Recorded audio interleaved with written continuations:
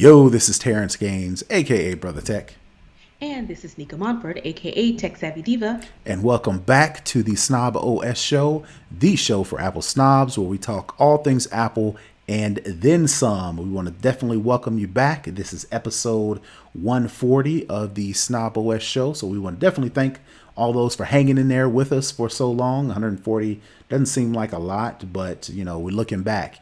We've done a lot of shows, so we definitely want to thank y'all for rocking with us so long. And like I said, we're going to get right into the show. We start off every show with a lowdown where we talk all things Apple. And of course, we can't let this week go by without letting you know that the September event is actually official.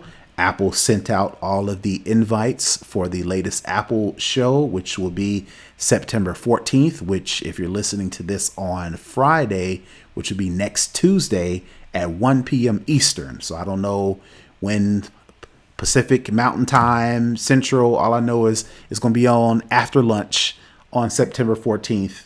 And we will get to see all of the things that Apple has been waiting to release.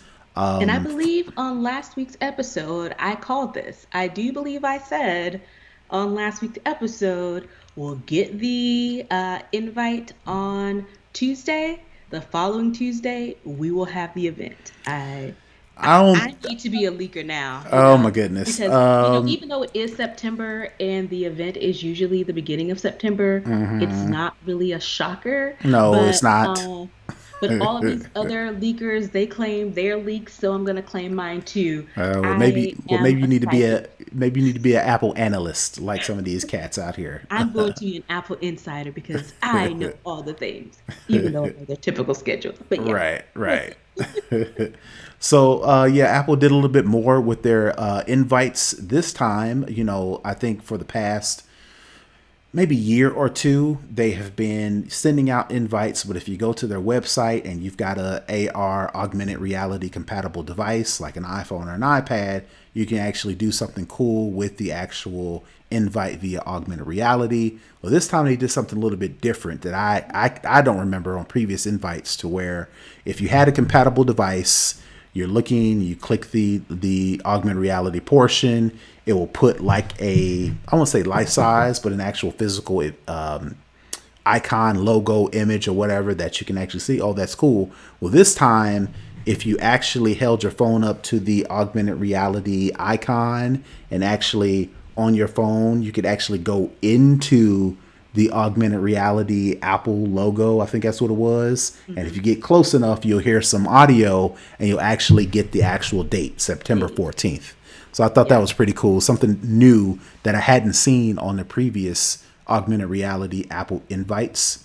So Yeah, because the other, previous ones they go ahead. normally do like a video animation of Right, the Apple right. logo, like with the spring loaded. They had all the different colors that we eventually came to see were the iMacs in different colors, and they kind of swirled and they formed the Apple logo. Like you said, on this particular one, you kind of got like a horizon, and it seemed the Apple logo had like a glow around it and a little glow under it, so it's kind of like hovering. And if you zoomed in, it was kind of like you were going Into into the actual the logo. logo Right. to see the date and to kind of get the background filled. So definitely they switched it up from some of the previous, kind of Easter eggs for the invite. Yeah, hopefully they'll actually use augmented reality a little bit more than just invites. Ah, We're still waiting with bated breath on that. But, like I said, future's coming. So some of the things that we suspect or have been rumored or leaked, of course, the iPhone 13 is what they're going to announce, which again, that's not a shocker. They do that every year, September. mhm. The Apple Watch 7 will be the latest version of the Apple Watch. Of course, rumors are that it's going to have more of a squared look on the Apple Watch, similar to the Mhm. iPhone. And Supposedly another a bigger big, screen. yes, and with a bigger screen for the Apple Watch 7. There's been rumors to whether or not they're going to add blood pressure, blood glucose level monitoring. I Mhm. think the consensus is they won't. It'll just be a little bit faster. It'll be a little bit bigger, and it'll have that new boxed design. What we don't know is if they're going to launch any sort of iPads or AirPods. All the rumors point to that they will, but again, we don't know. But if they do, it'll be, I don't know, the newest, latest model of iPad. I don't know if they're going to launch any sort of iPad Air or iPad Pro, but then the AirPods, maybe we'll get an AirPods Pro version 2, and then maybe a newer, like the lower version AirPods. I think that'll be version 3 for the regular AirPods, and then version 2 for the AirPods Pro. And then in addition to that, they're going to officially announce iOS 15. Maybe typically they've announced iOS 15 a week after they actually release it. And then later on that week is when we actually get the devices. Same thing with watchOS 8. And then macOS Monterey will be the Mac version that they release or announce. That, and then they'll let us know when those will actually be available. So I guess out of all of that, what are you looking forward to the most? No word of actual Macs. This is just me speaking. I think they're going to hold a Mac event in October just to get us ready for shopping season. Right, right. Christmas. So, Yeah. but again, we don't know. They may, do a Hopefully they'll surprise us. Right, right. Because I definitely, if you can hear, I don't know if you can hear, if I be real quiet, you can hear my Mac, my MacBook fan. So I'm definitely, what I would be looking forward to would be an actual Mac announcement. But I'll let you tell. Out of the things that we've kind of talked about, what are you looking forward to the most? So my Apple Card is ready for the Apple Watch 7. It's also ready for hopefully AirPod Pro 2s, and it is ready for AirPod Pro. Okay. And if they go ahead and are ready to bless us with the larger M1 MacBook Pros, I am ready for that too. So Apple is about to take all of my coinage. Right, right. Same here. I'll probably get the newer iPhone. I'll probably get the newer Apple Watch, and then I'll wait and see what they do with the Macs, if they announce them during this event or if they wait till later on in October. So that's pretty much the run up for all of the September event for Apple. Definitely check back in with us next week. We just got the email from Tom and them that they want us Over on at DTNS. Yes, so they definitely will probably be on DTNS on the actual event day after it actually wraps to kind of do a recap, and then you can check us on our show the day after that, kind of going over a little bit more in depth all the stuff that Apple announced at the September event. Speaking of some of the things that Apple will be announcing, we kind of already know that the Apple Watch 7 will be coming, but there have been rumors that there will be a delay of the Apple Watch Series 7. So we don't know if they're going to announce the Apple Watch version 7 at the event next week and say it won't be available till October, or they won't even announce the Apple Watch 7 and then they'll wait to a later date because of all these rumored delays. What I'm hoping they'll do is this is just fodder for Apple to like trump up Publicity. publicity, which they always do every year. Apple something is in short supply, and what that does is it gets us at a fever pitch, In a frenzy. right? So we can go ahead and jump on these things as soon as possible, which I will do because I'm definitely looking Yes. forward to the Apple Watch Series 7. Like I said, according to the rumors, new report says the watches might ship in small quantities, while some models might not be available straight away. Again, there have been recent reports that Apple Watch design, the newer design, is causing manufacturing problems for Apple suppliers. Again, we don't know if that's all kind of like rumors to get everybody drummed up or if it's actually the truth. A But real what it's thing. right, or the real thing. What it sounds like is if this is actually true, two things will happen. They will announce the Apple Watch Series 7 and it'll only be small quantities, or they'll announce the Apple Watch Series 7, but certain models like the titanium ones or the ceramic ones or different colors may not be available at the time they actually announce it. And they'll announce maybe like the basic version, the aluminum case, but then all the other versions you'll have to wait a little bit later. So we'll definitely see if that's the case. Hopefully, like I said, this is just fodder because I definitely want one. But nevertheless, I'll be making sure I'm refreshing that screen Yep. to make sure I get one. And then next up, we kind of talked about it in the pre-show. We talked about the whole beef between Kanye and Drake. For those who don't know, they both announced or released their latest albums. Everybody's back and forth jawing at each other, whether you're in Drake's camp or you're in Kanye's camp. But basically, both of them, Drake being the most recent one, have set and busted Apple Music streaming records. So for Drake, who just recently announced his album titled "Certified Lover Boy," it's got all the icons of the pregnant emojis, which I thought is that's so Drake. It's so Drake. It's so Drake. He's Right, such a cornball, but he knows he's a cornball and he knows how to get the people talking because literally everybody had their own version of of this these, album cover. They had right. billboards, everybody had posts and tweets. He knows how to get the girls going, so to speak. Right. So basically, when Kanye announced his album, what is it? I guess it'd be a week and a half, 2 weeks ago, Hmm. titled Donda, it had broke this 60 million streams in the first 24 hours of availability when Kanye released Donda. And then a week after that, when Kanye announced or released Certified Lover Boy, it broke Kanye's Kanye's record record. in half the time. So when Donda released, like I said, it surpassed the 60 million streams in 24 hours. When Drake released Certified Lover Boy, it surpassed 60 million streams in 12 hours. So it just shows that, of course, streaming is the thing where we're not buying CDs, we're not Right. ripping them into iTunes or anything like that.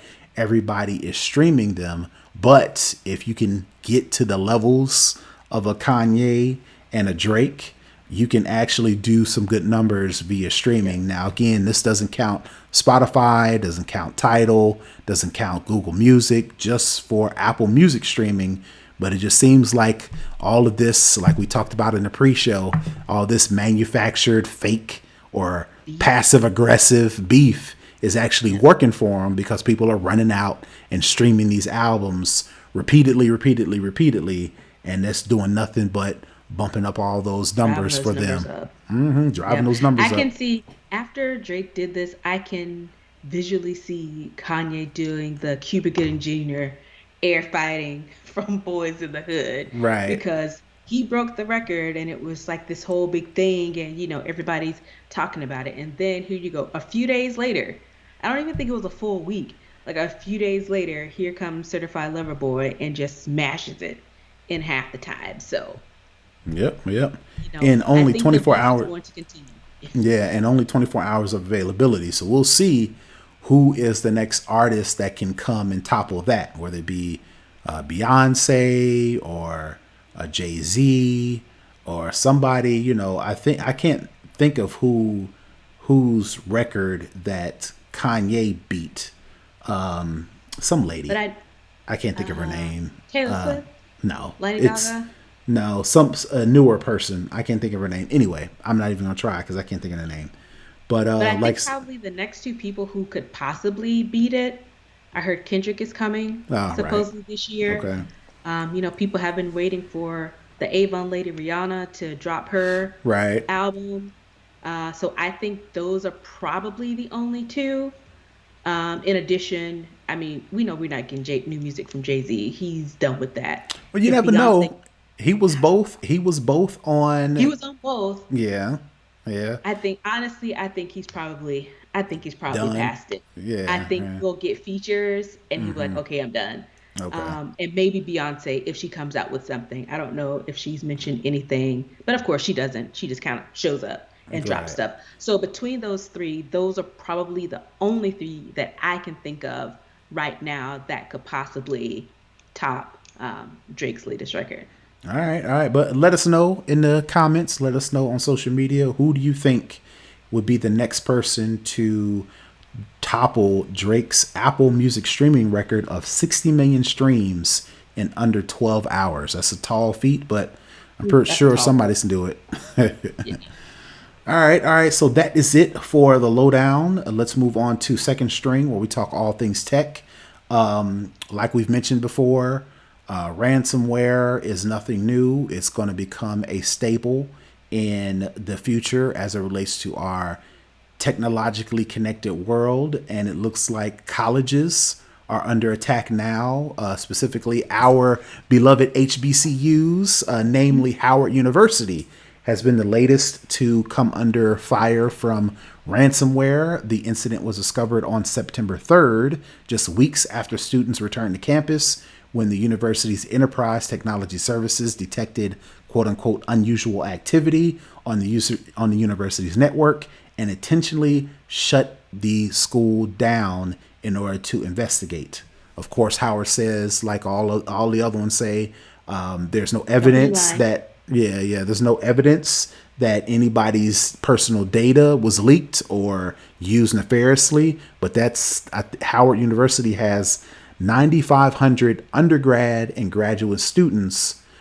So time will tell if some of that information is actually used nefariously. Of course, like I said, the university says there's no evidence to suggest that, but that's the way things are nowadays. So like we And I mentioned, think they called in the FBI to help them look at this too. I think I saw somewhere. right, right. But the thing is, you thought, or you would have thought, of all things to cancel classes would have been COVID.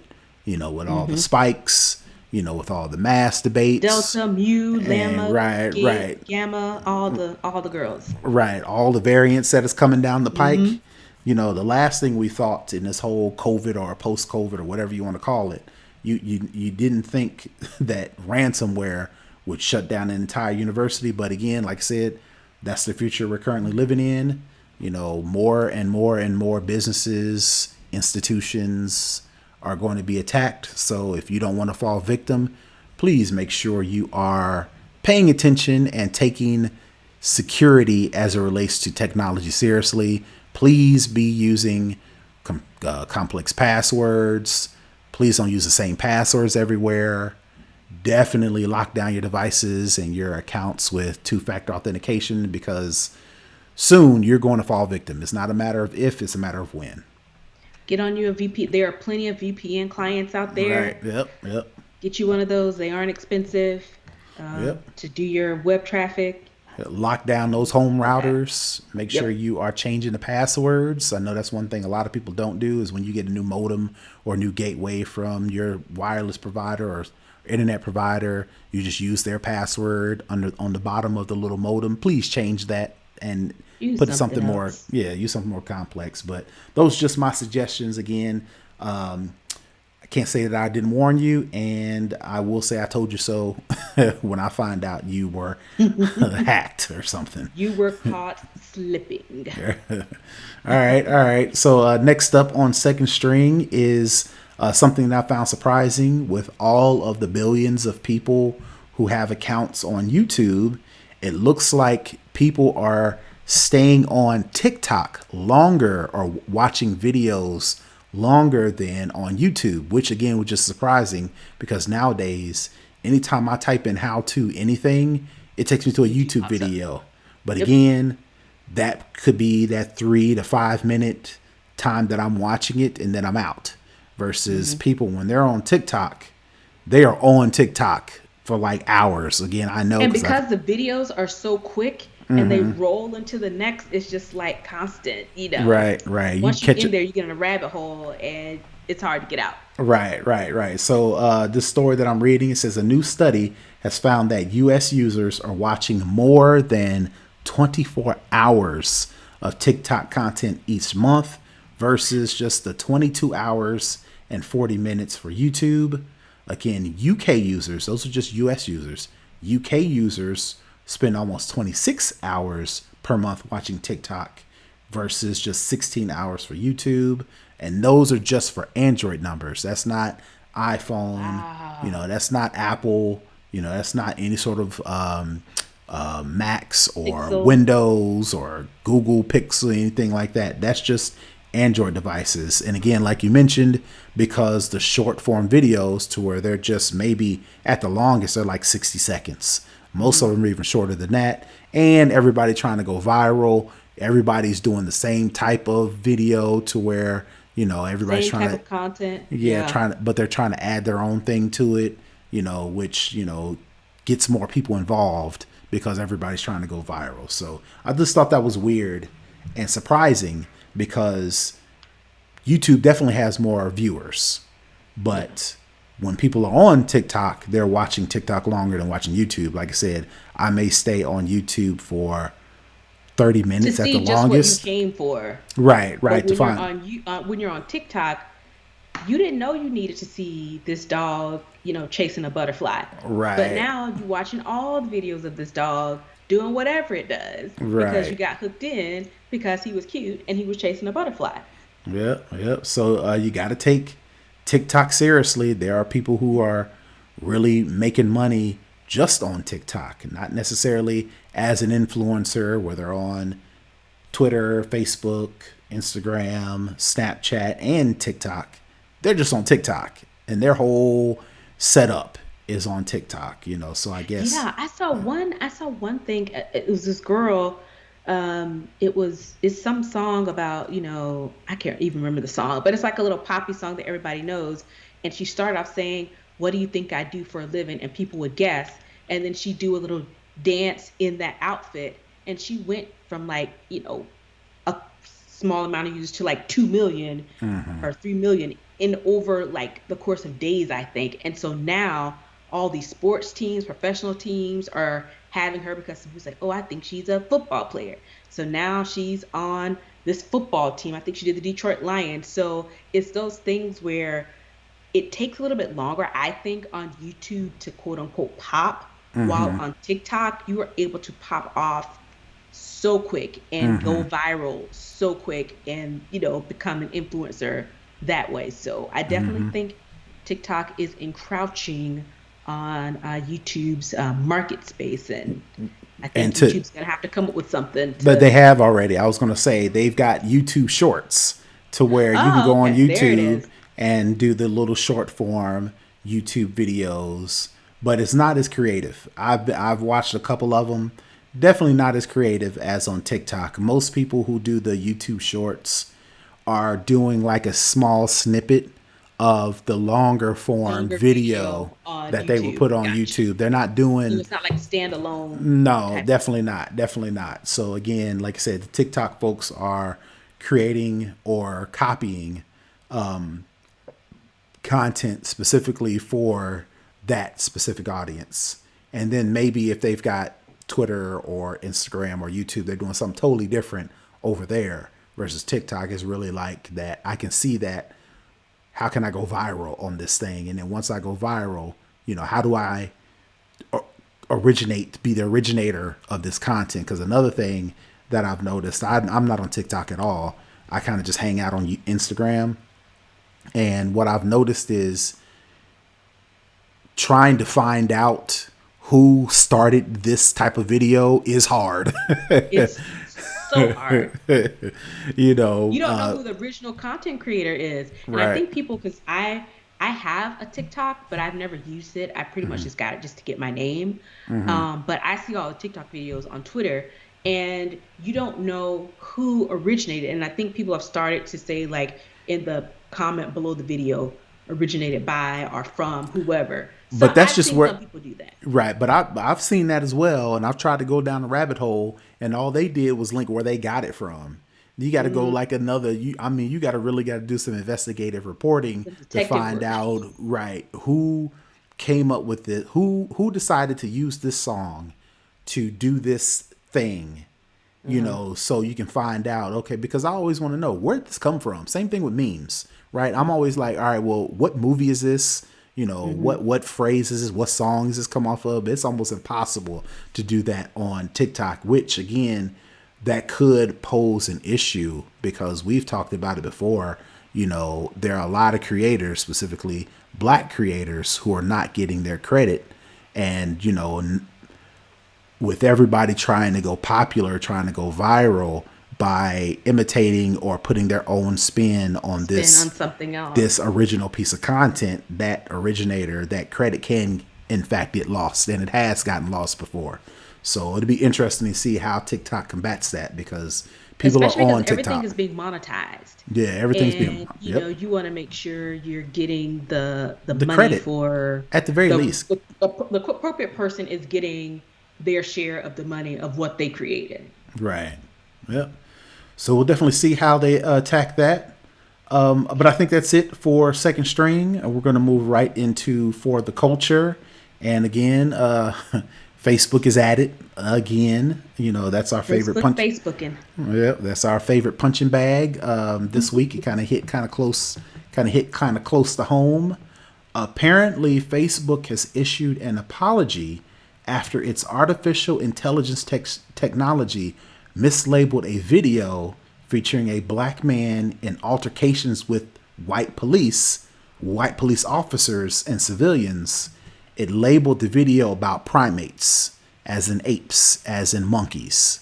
Black people have got their long history with being referred to being As monkeys. yeah, as monkeys. So Facebook is not helping at all by accidentally labeling a video or videos. It didn't say black man. It said black men in altercations with white police officers and labeled it as about primates. So, for example, if I were to watch one of these videos with a black man in altercations with white police, you would typically see a subtitle or a subcaption says, see more about. So in this case, you see this altercation with black men with white police, and the subtitle will say, see more about primates as it relates to this video with no animals, with no apes in particular in it.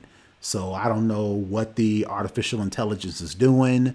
I don't know if it has to do with skin color. I don't know if somebody behind the scenes is purposely doing this bias, but Hmm. the Facebook artificial intelligence is not doing black folks no favors by labeling some of these videos as about primates.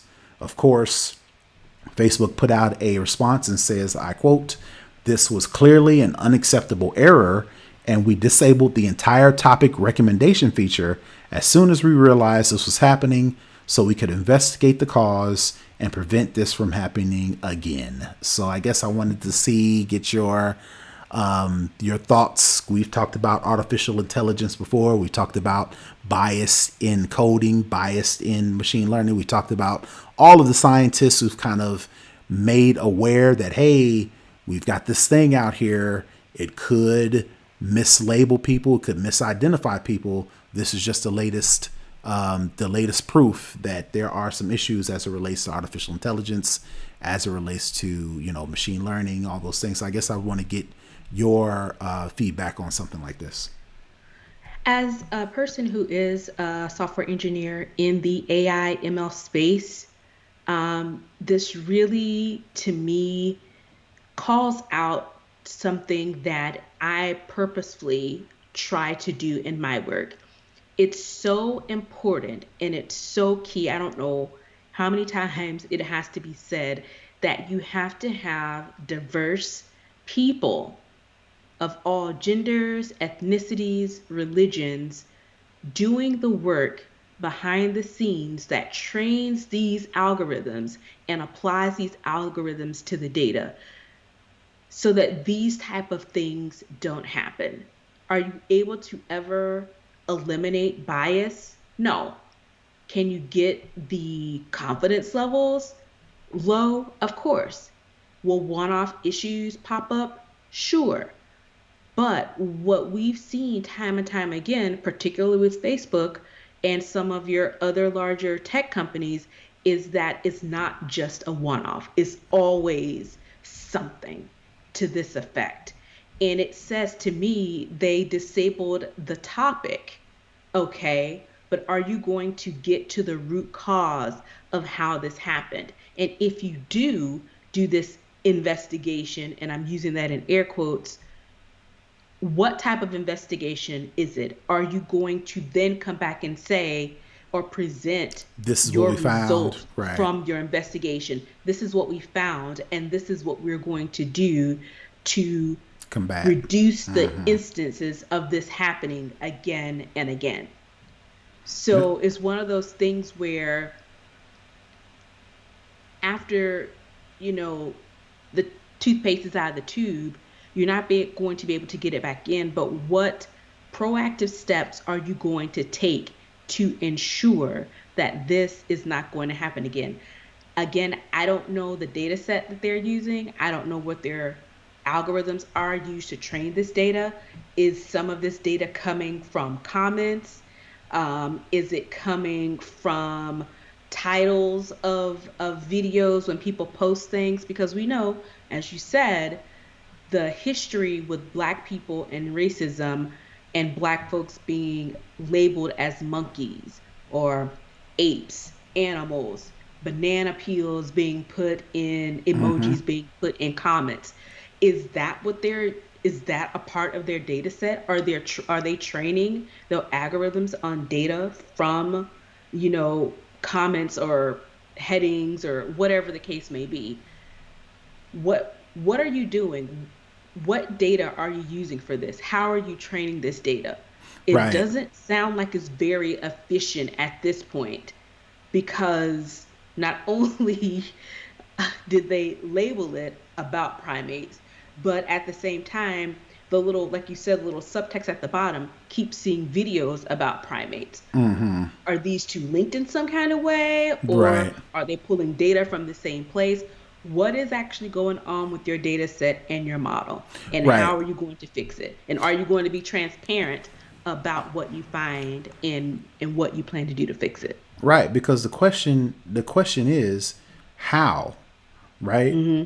Of all the things to link together, Mm-hmm. how do black men and Mm-hmm. primates somehow link together, whether it be a suggestion, whether it be a label, whether it be whatever the case may be? How does that specific connection made, you know, and more importantly, how is it a coincidence? Because we really, I'm pretty sure there are people out there who are arguing, who are listening to this, who are arguing up and down saying, well, it's just a coincidence, How is it it, always a coincidence when it's happening to Black people? that's what I was If getting it was if it was a to. coincidence, then it would be happening to other racial groups. But Exactly. it always seems to happen to Black folks. So Right. that's not a coincidence, and that's not a valid statement. And if you Right. do think that, then I think you may need to check some of your own bias and some of your own prejudice at the same time. Right, because it keeps happening. And Mhm. then the point I was going to get at is, you know, was it is Intentional? right, and that's kind of get what I was going to get at. Is this a mistake as it relates to artificial intelligence? You know, or was this like specific? Did somebody purposely, Is this human intervention and not right, AI intervention? right, which goes back to, as long as humans are training or creating the programs and giving them the tools to learn, which is the whole point of artificial intelligence, is supposed to learn on its own. Machine learning, it takes the data, it takes the information and creates based off of this data set. Who's It's providing supposed the to data? mimic human behavior. Who is So giving them the data? Who's giving them the information? who's giving them the data to mimic? Because if this Right. is mimicking human behavior, It's doing a good job. which human is it mimicking? Right, right. And like I said, it's doing a good job because it specific took some specific references and linked them together. Not just, Right. it didn't relate black people to doorknobs, it didn't relate them to televisions, it didn't relate them to cars or airplanes. It related them to primates, which A known racist reference. Yep. sentiment Yep. that has been around since we were brought here Yep. against our will. So Uh, Yep. centuries ago. Yep. So more of the same, it seems like, Mhm. until we get some true diversity, get some true diversity when it I comes mean to that's really it. Because right. again, the goal is for these models to mimic. That's why they call it artificial intelligence. You are trying to mimic human interactions. And Because if the humans behind it are biased in their own opinions, whether they're intentionally doing it or not, if they just have deep seated biases that they may not even consider as a bias, it's just the way they think, the way they brought up, their mindset. It may not even be anything that is, like I said, intentionally meant to be ill willed. right, It's a part of who they are. And a part of who they are is being informed in their work. right. Because the last thing I need is some Tesla robot to be calling me a monkey. Right. Or being willing to run over you in the street because they don't recognize black skin, Right. or black skin can be ran over. Whatever the case may be. All right, all right. So that is it for the culture. We're going to move right into the hookup.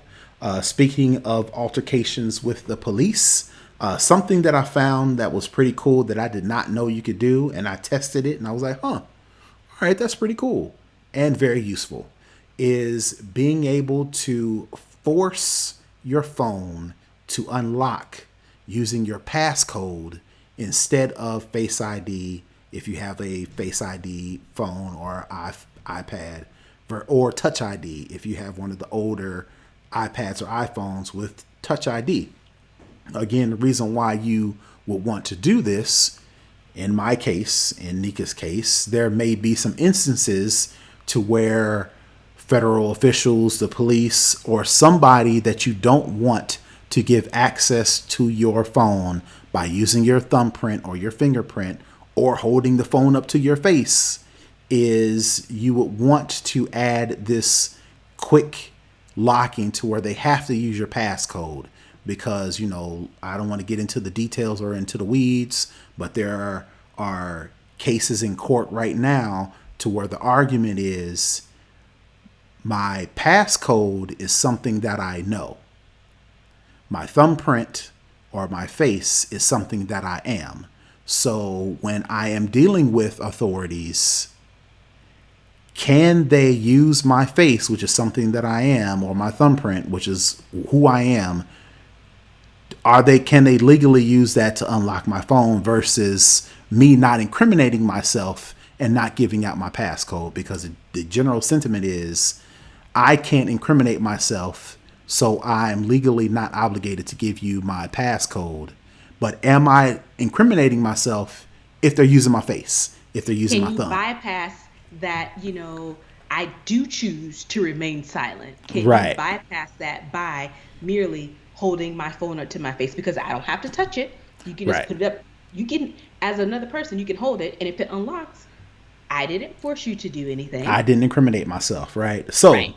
without getting all into the weeds, if that is a concern of yours, or you just got a nosy boyfriend or girlfriend lurking around and they're waiting on you to fall asleep to bring your thumb over And to slide unlock it on the it. device. Right. So basically, what you do to force your phone or your iPad or whatever to use your passcode to unlock is for devices with Face ID. Basically, what you do is you press and hold the side button and either the volume up or the volume down to hard lock your phone. So what's going to happen is you're going to do this, and I'll try to hold my phone up for those who are listening, pretending like you see my phone. I'm pressing and holding both the power button and the volume up or the volume down button. If you hold those for 2 seconds, you'll get that slide to power off screen. And you'll also see if you've got medical ID, if you set up your medical ID or your emergency SOS, you'll see it on that screen as well. But what'll happen is if you try to slide up or you try to put your thumb to unlock or your finger to unlock it, it will force to ask for your password. It won't try to use your face. It won't try to use your thumb. So for the people with Touch ID that you have to actually have the home button, if you just press and hold the power button until you see that unlock slide to unlock, the only way to unlock your phone is to use your passcode. So that's my tip for the week. If you need to force your phone to unlock using a passcode, you use those button combinations, and the only way you can get into your phone is you use the passcode. So that And it is my worked. I yep, tried it. yep. So that is my hookup tip for the week. Definitely, if you got somebody nosy hanging around, or you need to prohibit access to your device using your biometrics, definitely use that tip. So other than that, Nica, if you don't have anything this week, we are going to get out of here. We want to thank you for your support.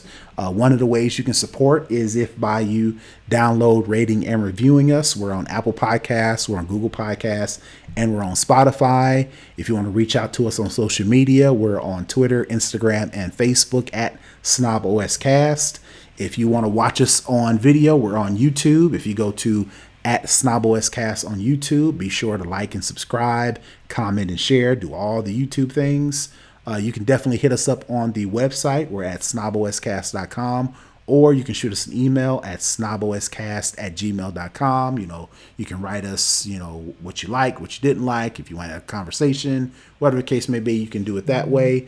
If you want to support the show financially, you do it a couple ways. You can join our Patreon. If you go to patreon.com/snoboscast, for as little as $5 a month, you'll get access to our exclusive pre-show. You get access to the show early versus waiting until Friday. We record all our shows on Wednesday. If you're a Patreon subscriber, you get it that day up until Friday.